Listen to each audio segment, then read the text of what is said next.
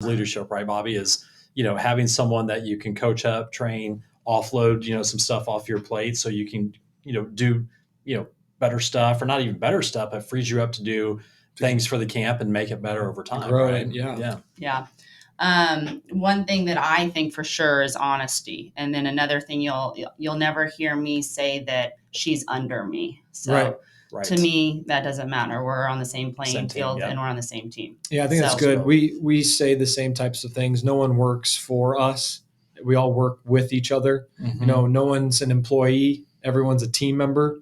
I mean, I think that stuff is really valuable when you constantly preach that and you own it and you live it. Everyone can say the key, the key hot words like synergy and we're a team, right? Like everyone can BS on that stuff, but if you don't live it day in and day out, then your team members can just see through you. It's a big team, and don't call us bosses, right? That's funny you say that, because we were always taught, especially when I started managing, that whenever you talk to a writer, it's always we and us and not I and me. Yeah, right.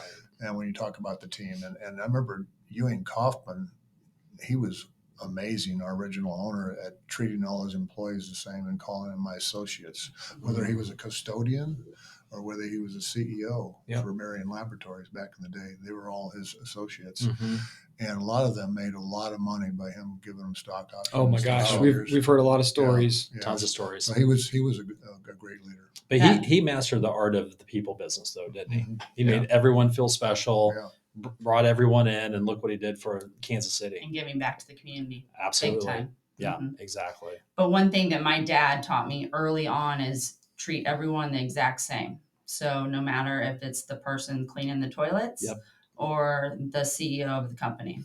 Right. Well, my mom was big on that. She raised 3 boys by herself, and she said, you always got to treat people the way you want to be treated. Golden rule, right? That's it. And it's pretty simple, really, when you think about it. It's just not enough people do it all the time. What a transition, because the name of our podcast is the ABC podcast, and it stands for Always Be Cool. And that's just our way of saying live by the golden rule.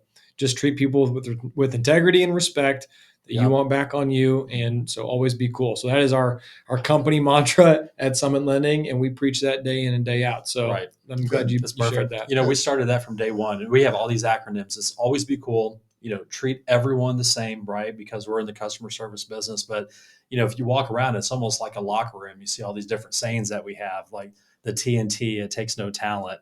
And our core values are all over the place. Mm-hmm. So there's never any question or anything of what we expect from people. And probably very similar to what you guys do in the baseball world is everyone knows what to expect. You're all there to win and do it in a very cool way that you never throw your teammates underneath the bus, right? Definitely. Yeah.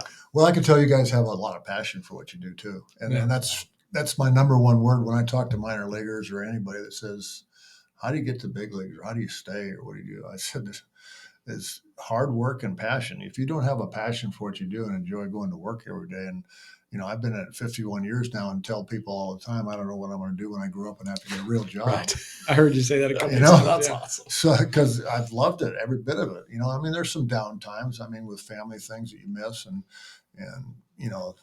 getting fired a few times and stuff along the way. But it's part of the deal. And you still got to love it. You bounce back. And as I said, when I got to coach both my boys, because I was like, as they say, in between jobs at the time, and got to spend all summer with them there last year before they went off to college, watching them play baseball, help them coach. That's super cool. And I think with the young professionals, just believing in themselves is the biggest thing too, because all you have in the end is yourself. So that's what I tell my daughters when they get in the car after a game. Like, it doesn't matter if I am proud of them. They've got to be proud of themselves. Yep, exactly. The mental part of development, especially for young people, is so important. This is the ABC Podcast.